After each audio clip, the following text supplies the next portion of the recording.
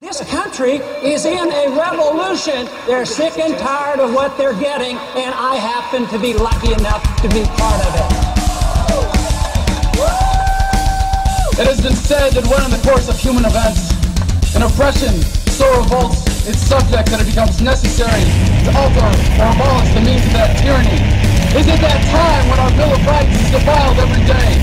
When our adventures abroad threaten our security at home? When the Federal Reserve keeps our free nation enslaved by debt? When the people of the world tremble under the thumb of corporate imperialism? And now, our nation is drifting dangerously from freedom to fascism. So I have to ask, is it time? And now, from the luxurious albino raccoon recording studios located in the Midwestern heart of America, it's the Last Voice for Liberty Network. And here's your host, The Mouth. Greetings and salutations to all my fellow patriots. It is time. The Last Voice for Liberty Network back on the air again today. I am your host, The Mouth, laughing and scratching at you here today on the 14th day of January.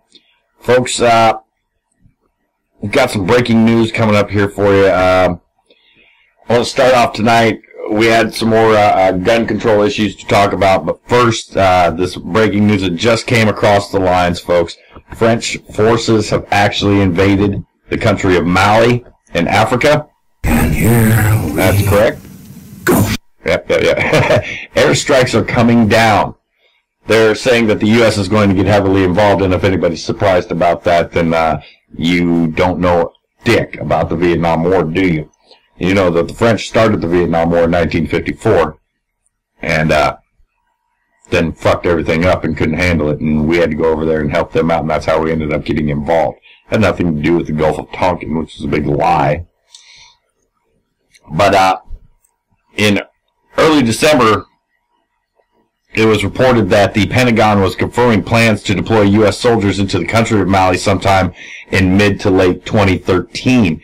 Now, the move comes while many extremists are circulating through northern Mali and have taken multiple cities, as well as threatened to capture even bigger ones.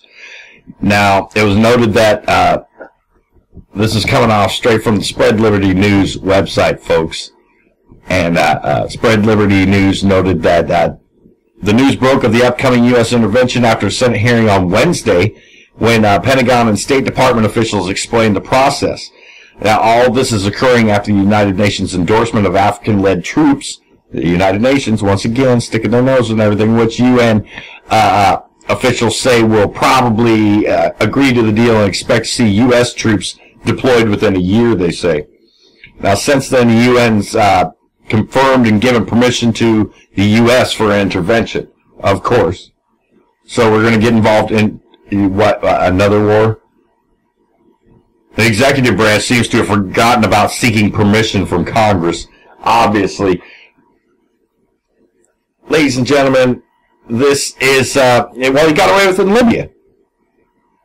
He didn't have to ask Congress for Libya. He just went in and laid down some bombs, and the man whose hand he was shaking and all buddy-buddy with 4 months prior to that got killed out of it.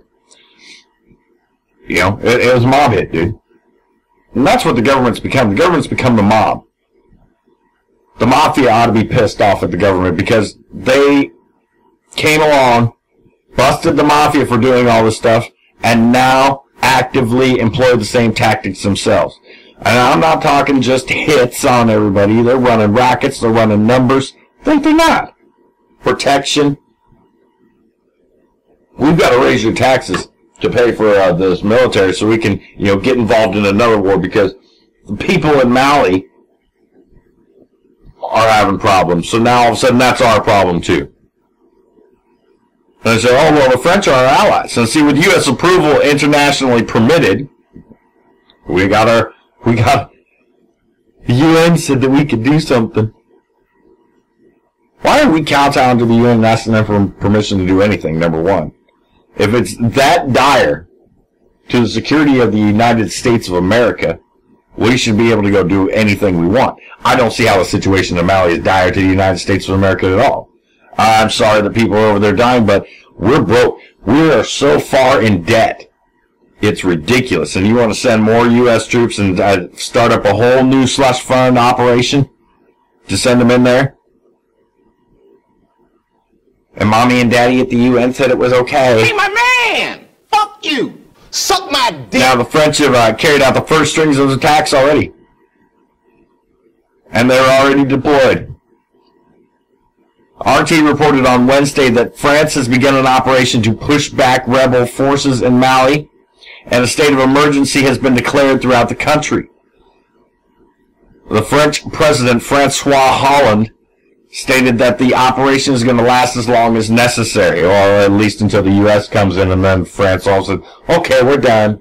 No, sir, I didn't like it. Anyway, they'll get beat and lose and surrender. Cheese-eating surrender monkeys. I dislike the French a great deal. I really do. I love being angry. But that's neither here nor there, folks. As many people know, the context of as long as necessary can mean years. Because the Americans, we've witnessed this in Afghanistan. You think that we're getting out of there in 2014? You're high as a kite, too. I got a bridge for sale right out back of the studio here. Yeah, it's a miraculous bridge. It pops up wherever you want and gets you out of traffic. It's You jackass! This is just another example of how our foreign policy is so flawed. The next war will be in Africa, folks, so we're going to go take over the country, the entire continent of Africa. That's the goal here. I guarantee it. And it's a race amongst the big powers in the world. China is buying up African land as fast as they can because it's mineral rich. It's rich with natural resources, and they want to get it and start harvesting it before we get over here to do it. You motherfucker! Friday in Mali witnessed French airstrikes and deployment along with Malian troops retaking the town of Kona, which had been seized by al-Qaeda extremists, RT explained. Now, a source said Severe Airport, which is located 40 miles south of Kona, this source told Reuters that around a dozen warplanes had arrived on Friday. Residents of the city also said that Western soldiers arrived late on Thursday and reported the arrival of military helicopters and American reinforcements. Maybe it's the lack of being able to be geographically educated. But don't the people in Mali know that France is north of them? At least I'm pretty sure. Shut up! Fuck you! You fucking dick! Always naysaying! But if they're seeing Western soldiers, residents of the city said that Western soldiers arrived late on Thursday. What? So are we already there? We've already sent it. Maybe it's just me. But the British are supportive of efforts led by Western forces in Mali. Maybe it's just a Western Mali. Maybe that's what they're talking about here. Including, France, the UK, the UK Foreign Secretary tweeted out last week with war brewing in Mali that French officials have also asked any residents to leave the country as a safe haven from extremists. Now, due to the serious deterioration in the security situation in Mali, the threat of the attack or abduction is growing, is what the ministry commented. Now, RT pointed out that Abayomi Azikiwe, I always have trouble with African names. It messes me up every time. He's editor of the Pan-African Newswire, stressed in an interview with RT that there's a lot of U.S. and French involvement in the crisis already. Now, he noted that Mali's interim president, Diakunda Traore, has close ties with the United States and was installed by U.S.-trained Captain Amadou Sanogo, who led last year's coup d'etat. So, in other words, we've got to go over there and get involved because the guy that we put in power is not agreeing with the people again. Interesting. Why is this like a broken record to me, folks? Why? I mean, seriously. Unfucking-leavable. It's staggering.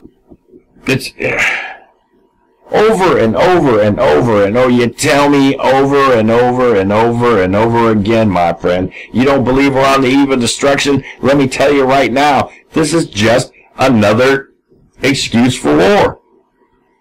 They'll throw out Al-Qaeda, say, oh, there's Al-Qaeda people there, we've got to go there too.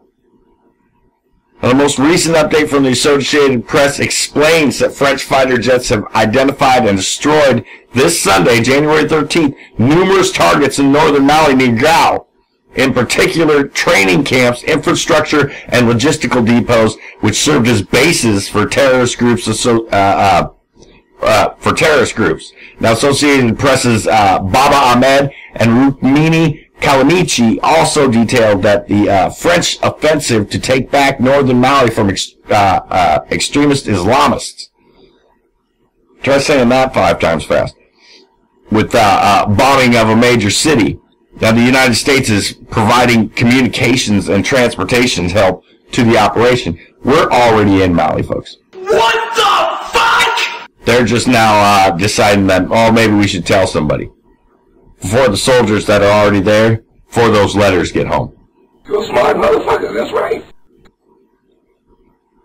It's ridiculous. You breaking my bars here, You breaking my bars. Now, interestingly enough, if it weren't for the U.S., France, and other Western nations overthrowing Gaddafi in Libya, while backing many different rebel factions with arms and money, the rebels in northern Mali probably wouldn't be as capable as they are now. We pumped an assload of guns into these countries. Shoot them all and let God sort them out. Armed all these rebels. We armed them all. I don't. What do you think was going to happen? Pay attention when I'm talking to you, boy. You went over what we did as a country, and this intentional foreign policy crafted by not only the United States, the corrupt government that we have now, but also the United Nations. We went over to a fire and pretty much dumped a big-ass can of gasoline on there by unloading all these arms and cash for arms to the Muslim extremists and quote-unquote rebels. We armed them all. And so now they're over there overthrowing these dictators that we put in place to promote. It's a false flag attack on the biggest of scales, folks, global scale. For us to be able to justify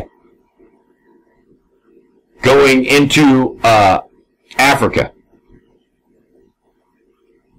Now, anybody remember Somalia in the 90s? Anybody remember how good that fucking worked out? Because I don't think it did. I really don't think it did. Alright, that's anyway, folks, that's where our next war is coming from. We're going to be in Africa, and it's coming real soon. Probably, I'd say February. February, if not March, we'll be in full-scale war in more than one country in Africa. More than one. Now, we're going to get on to our talk about more gun rights. The Journal News, that publication that's up in New York, that published all the gun owners' addresses, still vehemently defending their actions, saying they have the freedom of the press to do so and the freedom of speech to do so. But you invaded these people's privacy, and now the chickens may be coming home to roost here, folks, because their gun permit map that they posted, letting everybody know where gun owners' homes are, and if you happen to be misfortunate enough to be switching through channels and catch a little bit of Sean Hannity's program tonight, like I was, you got to see Judge Jean Pirro. She was actually outed by this map. It's horrible to say outed. But, and there's, boy, that woman went off. If I can get a clip of that here coming up within the next few days, I'm going to get it and play it on the show for you guys. But this gun permit map was actually, there's a good possibility these burglars used it to target a White Plains, New York home. Now, White Plains resident pinpointed on this controversial handgun permit database was burglarized on Saturday, and the burglar's target was the homeowner's gun safe. That's right. Somebody else will come and steal your guns when you ain't home. You know how much money you can get for a gun on the street? Well, baby sister, I don't think you can get $50. Shit. Especially if you can get out there and switch it off to somebody else before anybody knows that it's stolen. Yeah. Bam. They got time to file out the serial numbers and hand it down 2-3 more people. Switch a couple parts off it. Bam. It's a brand new gun. You got a couple $100 in your pocket. And somebody else, possibly a lunatic, has your gun. Oh no, we're all doomed. That was in a safe that nobody would have been able to have access to or even known that was there until this publication posted their address and the fact that they own a firearm. At least 2 burglars broke into a home on Davis Avenue in White Plains at 9:30 p.m. on Saturday, but were unsuccessful in an attempt to open the safe, which contained legally owned weapons, according to the law enforcement there. Now, one suspect was taken into custody, the source said. The gun owner was not home when the burglary occurred, or else I'm sure somebody would have been shot. Now, the victim, who is in his 70s, told Newsday on Sunday that he did not want to comment while the police investigation was continuing. This may be this may not just be from this publication. This may also be from someone that knows the guy, which is probably why he is not commenting. So I'm not going to lean a whole lot of faith into this story about it, but the police are doing a full investigation, as the man said through his partially open door. There was broken glass in the backyard Sunday and a ladder leading up to the second-story window. Now, neighbors on the street of the modest colonial home said they had heard about the burglary. Homeowners' name and address were included recently on the controversial interactive map of gun permit holders in Westchester and Rockland counties that the Journal News website published. Neighbor John Maskia said that he thought the gun permit database should not have been published. He said, "I could not care less what they have in their home." Police are investigating what role, if any, the database played in the burglars' decision to target the home. Now, could they get these guys to talk and say that was why they did it? Possibly. Could these guys be smart enough to do it on their own without anybody trying to coerce them to? Possibly. Could it be the possible truth that that's why they do it? Now, White Plains Lieutenant Eric Fisher, police lieutenant, confirmed that a burglary occurred but wouldn't release any further information as of Sunday. Now, the Journal, as we have said, has been the target of sharp criticism for the some media, from gun rights advocates like myself and some media ethicists since running this story, an interactive map on December 23rd. This is right before Christmas Eve. I thought was a really brainy. I'm surprised that more hasn't come of this. But that also shows you that maybe these criminals aren't going to come to try and break into these houses because of this list. Well, these people are armed. Why am I going to go break in there? Somebody might shoot me. You know? That's what lead me more and more to think that this was, I think this was somebody that was related to this gentleman, knew the guns were there, and was just too stupid to get into. You two are just dumber than a bag of hammers. And I don't trust that shit at all. Now, although some good government groups have come to the defense of the White Plains-based newspaper, that there are some elected officials, including State Senator Greg Ball, have complained that the permit map could aid criminals. Because not only does it show you where the gun owners live, it shows you where the people who don't own guns live. Well, at least the ones that don't own ones legally. And those might just be the anti-gun owners. Now, tomorrow, or today, as a matter of fact, excuse me, Senator Ball is going to introduce a third bill into the state legislature intended to keep the names of those who have gun permits private. He said if a connection is proven, then there would be further proof that these maps are not only an invasion of privacy, but they present a clear and present danger to law-abiding private citizens. I've got to agree with the guy. I think that the Journal News is completely and totally irresponsible in doing this. This is just trying to push an anti-gun agenda. That's all it is. It really is. If they incite violence and home break-ins and attacks against people who don't own guns, and the attackers and infiltrators happen to have guns, then guess what, folks? It's more gun violence that they can chalk up. They don't care about human life, I'll tell you that right now. It's all about what legislation will lead them and their crony buddies that have funded all their campaigns all this time to more profits. It has nothing to do with our freedoms or anything else like that. Especially not our lives. I guarantee. We're going to, we've got to take a quick break here, folks. I got to take a real quick break, and we're going to hear a little bit from Judge Andrew Napolitano today, and we'll be right back to you on The Last Voice for Liberty Network. It's gonna take a lot to drag me away from you.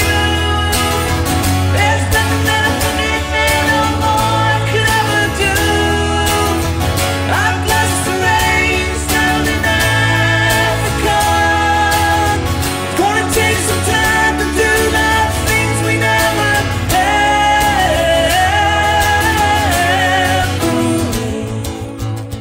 Yesterday, President Obama signed an executive order claiming the right to incarcerate persons in the Guantanamo Bay military prison for the duration of their natural lives, even after acquittal. You heard that correctly, after acquittal. Following upon President Bush, President Obama has claimed the power to punish people even after a jury has found them not guilty. No Western government has ever claimed the power to do this. Not the King of England, not Hitler, not Stalin, not even the Russian and Chinese communists. Now, I realize that most Americans have little sympathy for those incarcerated at Gitmo, and most no doubt assume that they are there because they probably did something wrong. They must be guilty of something. But that view turns the Constitution on its head. When he was a senator and running for president, Barack Obama stated that the beauty of the Constitution is that it guarantees fairness to everyone. He was right. But as president, he wants to lock people up forever, even after a jury finds them not guilty. Why should you care about this? Because if the government gets away with it by demonizing these prisoners and making it the popular thing to happen, it could happen to you. On the Glenn Beck Show and on Freedom Watch, my closing statements this week have addressed the recent decision by President Obama to issue an executive order declaring that he can keep people in jail even after a jury has found them not guilty, and he can lock up whomever he wants and not even file charges against them. The emails and tweets and Facebook comments to my statements on this have been overwhelming. Most of you agree that the president is wrong, terribly wrong. But many of you were surprised to learn that a president can do this. If history has taught us anything, it is that presidents can do whatever they can get away with. And President Obama is no exception. Lincoln arrested newspaper editors who challenged his politics. Wilson arrested people for speaking German in public. FDR arrested Japanese Americans just because of their ancestry. President Obama is not only no exception, rather he is an example that power corrupts and absolute power corrupts absolutely. Now, when I say corrupts, I don't mean corruption in the tabloid sense of receiving something of value in return for the exercise of governmental power. That's not the case here. Rather, the case here is different, but equally as serious. You see, when Barack Obama was a senator, he argued against military trials for folks who are not accused of violating the rules of war. He argued against America operating a penal colony off our shores where no federal judges could assure fairness. And he argued against the incarceration of people who had not been charged with a crime, or people who juries, whether military or civilians, had already acquitted. And when he became president, he promised to uphold the Constitution and the values that underlie it. But now that he has the power of the presidency, he has rejected what he once believed, and he has refused his oath to uphold the Constitution. George W. Bush did the same, and I did not hesitate to address those wrongs when he did them. But here you have a president who was a star student at Harvard Law School, one of the best law schools in the country, who taught constitutional law at the University of Chicago Law School, also one of the best in the country, and who held himself out as an expert on the Constitution. But now that he has the ability to affect human liberty and to enhance his standing with certain political groups here at home, he has claimed for himself powers nowhere even hinted at in the Constitution and utterly rejected by the Supreme Court. A school child could tell you that when a jury finds you not guilty, the government lets you go. A first-year law student knows that if the government doesn't have enough evidence to charge you, the government must let you go.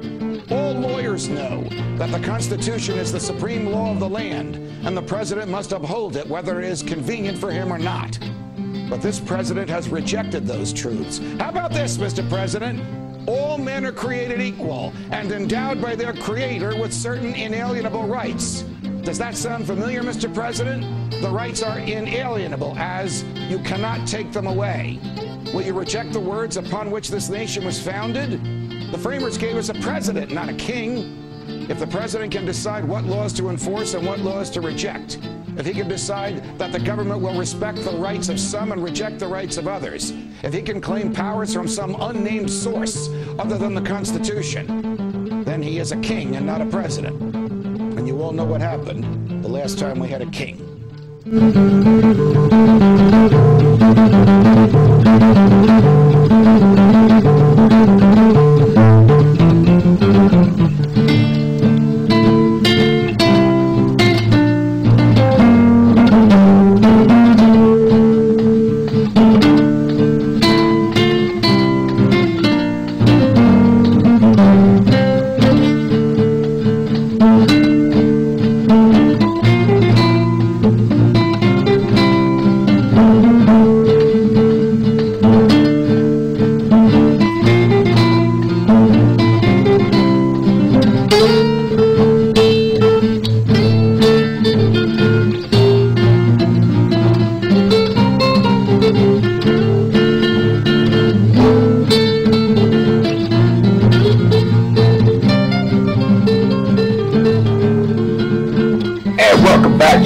To the last Voice for Liberty Network. I am your host of the mouth. It's the 14th day of January 2013. Hope everybody's nestled and comfortable and having a nice day. I'm sure many of you out there getting back to work, those of you who are lucky enough to still have employment or be able to find employment that will sustain you and your family's bills, which many of the people out there still are. And we're going to hit a couple quick stories here. Don't have a whole lot of time left today, but just to get a few things out there to you. The Obama administration and their WhiteHouse.gov's distraction that they like to put on everybody. Yes, folks, I think that those petitions are an actual distraction. You're never going to get anything. You can petition them for anything you want, and unless it serves their purposes, it's never going to come to fruition. It's a giant distracting tactic that they're using to give you false hope. Okay? They finally give a response to the popular secession petitions from the 50 states. This is wonderful. As you may recall, folks, after the re-election of Barack Obama last November, petitions were created by individuals in every state in the union, and they appeared on the White House website that were calling for peaceful secession, some of which, were massively popular. You know, I believe that the Texas one alone got over 150,000, I believe.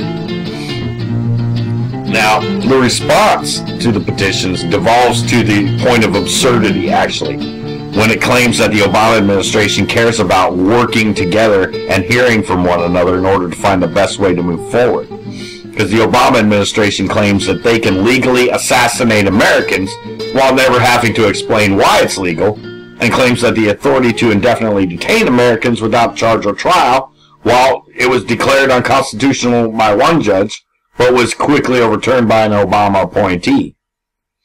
Now, clearly the Obama administration couldn't give two jerks and a squirt less about the American people. Okay? Obama recently reauthorized broad warrantless electronic spying powers and signed the NDAA 2013 into law. Now, the claims made in the response to this petition are therefore actually simply, laughable. As we said before, the one from Texas garnered over 125,000 signatures, to which the Obama administration's John Carson recently responded to by writing what is essentially a drawn-out no. Now, Carson, the director of the Office of Public Engagement, issued the response to 8 petitions from Alabama, Florida, Georgia, Louisiana, North Carolina, South Carolina, Tennessee, and Texas, all of which gained more than the 25,000 signatures required for a response. It's the South ain't afraid to say, hey, fuck you. We'll split. We'll do it on our own, because they know they can. See, that's the thing, folks. Now, Carson noted that while democracy can be noisy and controversial, it simply cannot involve secession. Of course, because democracy is just the bastard child of socialism. That's all it is. That's all what democracy leads to. This is a republic, not democracy. That's the Democrats for you. As much as we value a healthy debate, we don't want to let that tear us apart, said Mr. Carson. He argued that the Founding Fathers, in writing the Constitution of the United States, ensured the right to change our national government through the power of the ballot, a right that generations of Americans have fought to secure for all. But they didn't provide a right to walk away from it, he says. Yeah, folks, he said it, dude. I don't know what to tell you. Carson went on again to cite the 1861 inaugural address of President Abraham Lincoln, who seems to be the favorite liberal thing to trot out nowadays. Let's bring out Abraham Lincoln, because he was a good old man. Hopped out the window with his dick in his hand. In which Lincoln said that the Union of the States is permanent, along with the Supreme Court ruling in which stated that the Constitution and all its provisions looks to an indestructible union composed of indestructible states.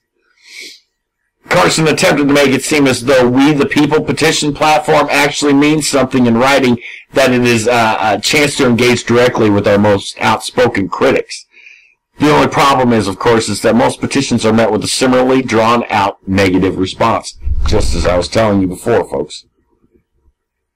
They're not going to give anything that doesn't jive with their agenda, any type of play.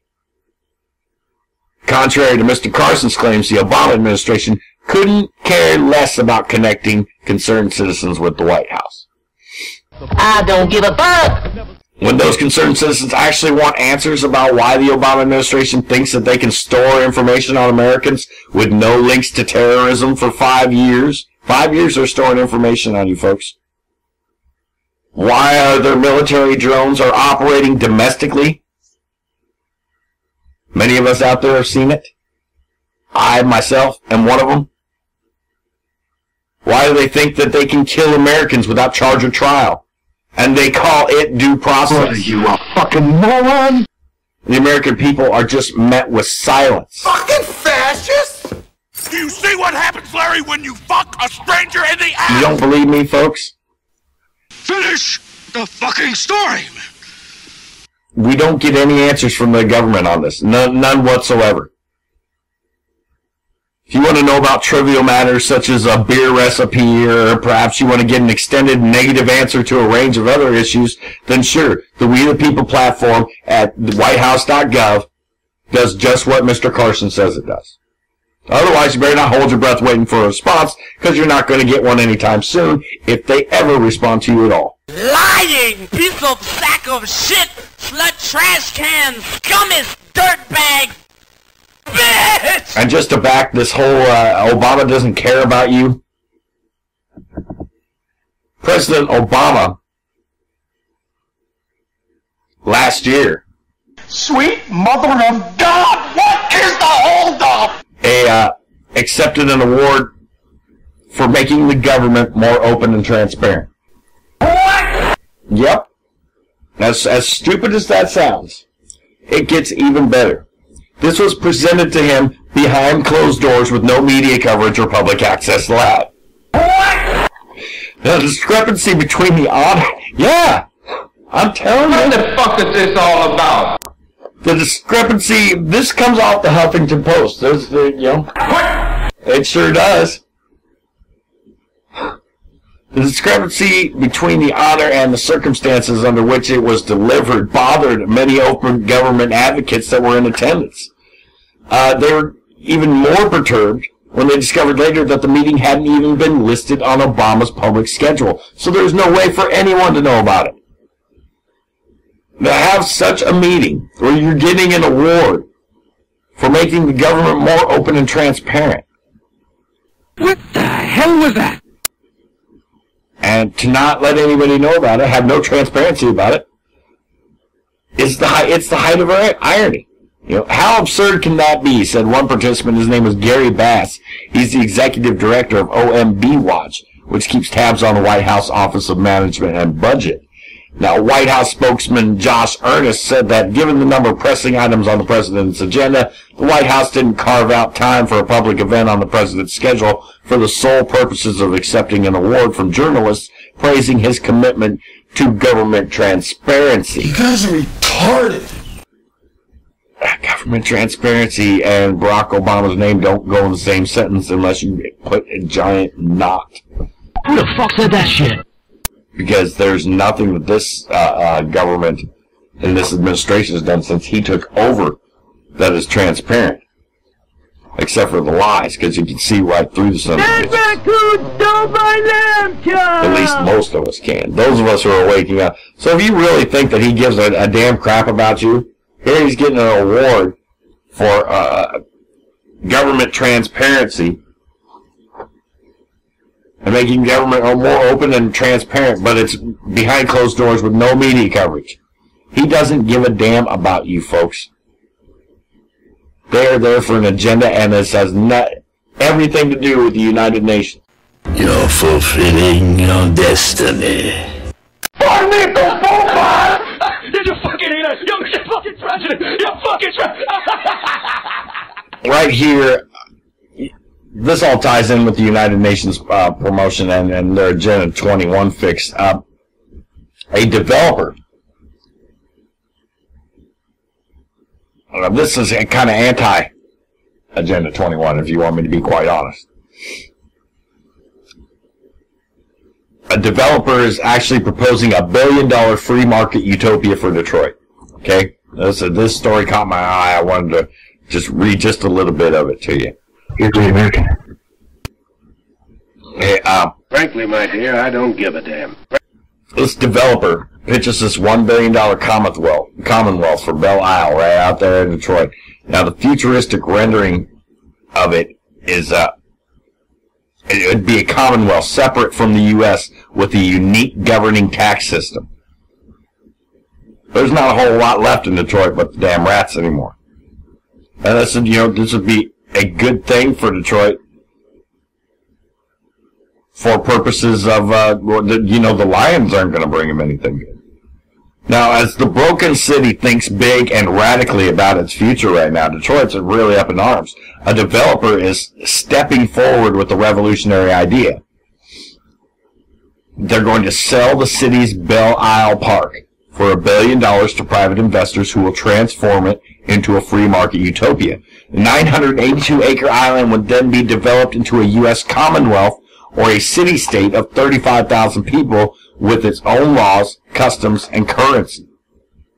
City officials are likely to reject this plan, but on January 21st, supporters, including Mackinac Center for Public Policy senior economist David Lippman, retired Chrysler president Hal Sperlich, and Clark Durant, the co-founder of Detroit's Cornerstone Schools, are going to present the Commonwealth of Belle Isle plan to a select group of movers and shakers at the Detroit Athletic Club.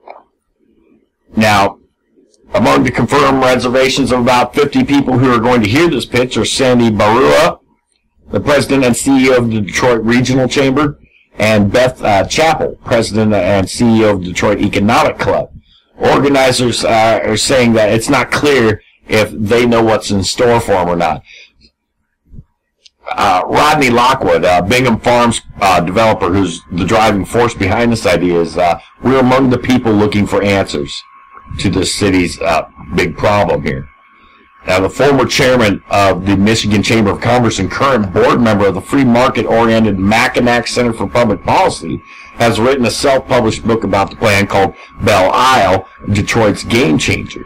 Now, a website called CommonwealthofBelleIsle.com debuts on January 22nd. Look out there for it, folks. Lockwood readily admits the idea has really no political traction. Says, but you have to put ideas out there, especially now when so much is actually up for debate. Well, the idea isn't going to go anywhere, claims George Jackson, president and CEO of the Detroit Economic Growth Group, the quasi-public agency that promotes development for the city. Says Belle Isle's going to get fixed, he says, referring to an agreement to turn the island into a state-run park. It won't be that plan, but it will be fixed, he says. Now, last fall, Detroit Mayor Dave Bing and Governor Rick Snyder forged an agreement for the state to operate and manage Belle Isle, but the city council refused to vote on the proposed lease amid outcries that a city jewel was actually being sacrificed. Now, city council members repeatedly voiced concerns about leasing to the park to the Department of Natural Resources for 30 years and citing the lease's lack of funding specifics. They also want jobs and contracts to go to Detroit citizens. Under the agreement, the state fund renovations and operations of Belle Isle, the state would fund the renovations and operations of Belle Isle rather than pay rent. Now, Bing and the state have said that the plan would save the city $6 million annually, and 36 employees who currently remain in maintain Belle Isle would be deployed to other city parks. The state wants the city council to consider this issue again next year. A recent Detroit news poll of 800 Detroiters found that 51% strongly supported the state plan and 15.5% somewhat support it. So that would mean a lot of people, not a whole lot of people, don't support it. It's a crazy out there idea, and guaranteed that the political hobnobs there in Michigan won't let this happen because it'll make them look stupid, you know. But the fact of the matter is something's got to be done with Detroit, and maybe this is what it's going to do. I'll tell you what, it reeks like creepy-ass RoboCop shit to me. You ever see that?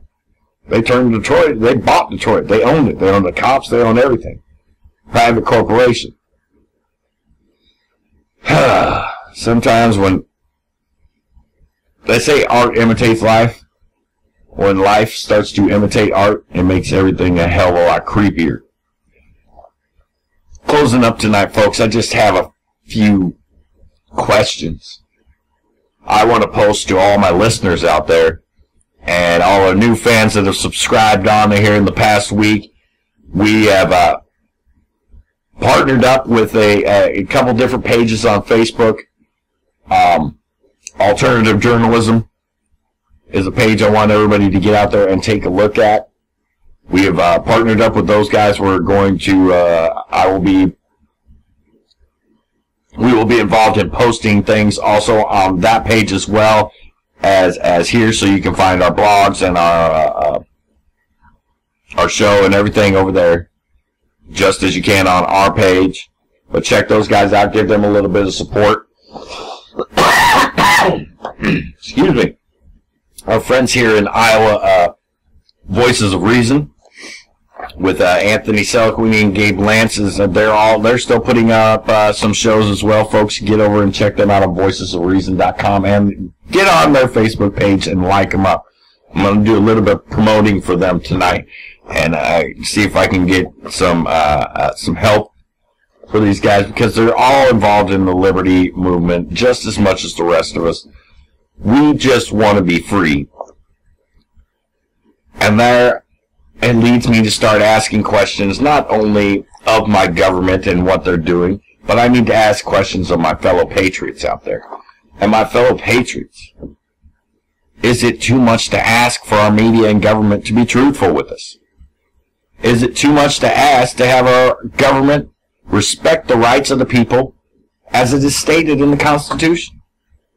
Is it too much to ask to have journalists report all aspects of a story, not just what the government allows them to report? Now, is it too much to ask to be able to live free without the government dictating all of our actions?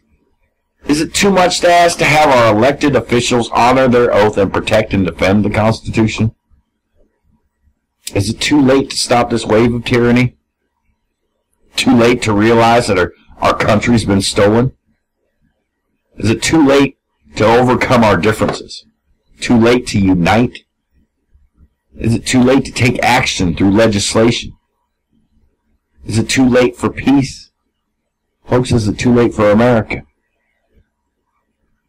Is it wrong to allow the stripping of rights over a single act?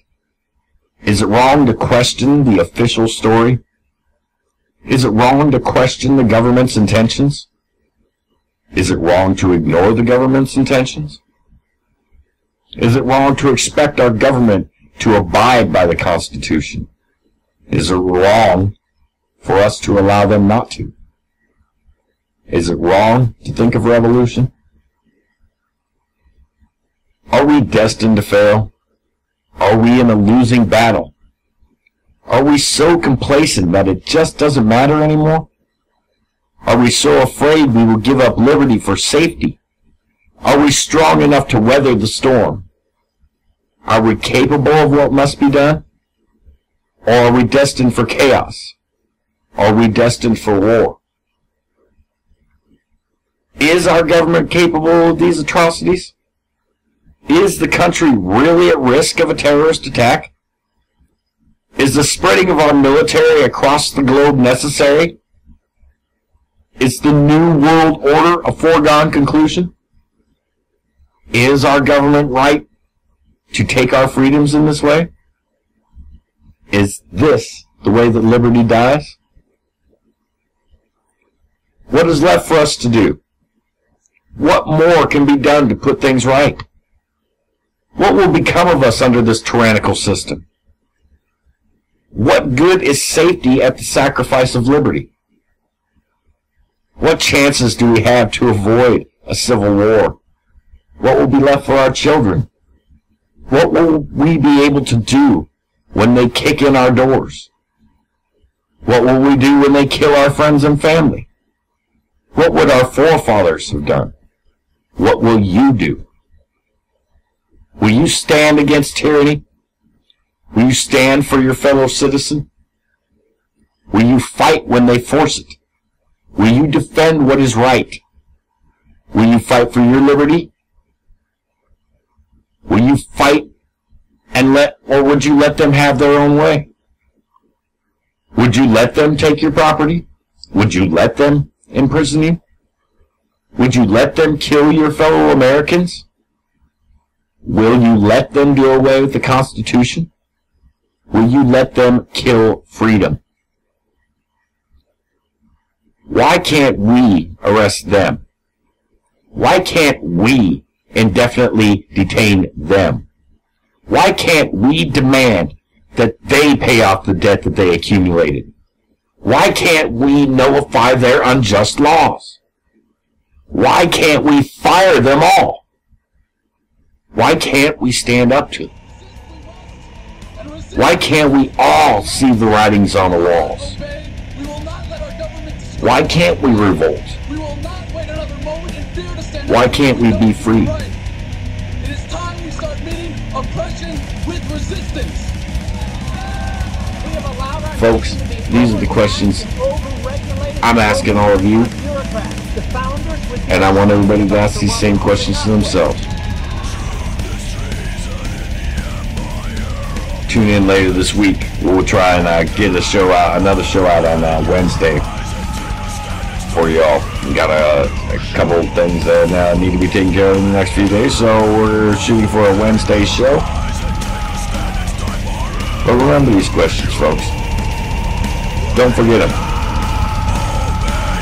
And we'll talk to you next time on The Last Voice for Liberty Network. When injustice becomes law, resistance becomes duty. The utmost manifestation of love and devotion to America is today, as it always has been, resistance of tyranny.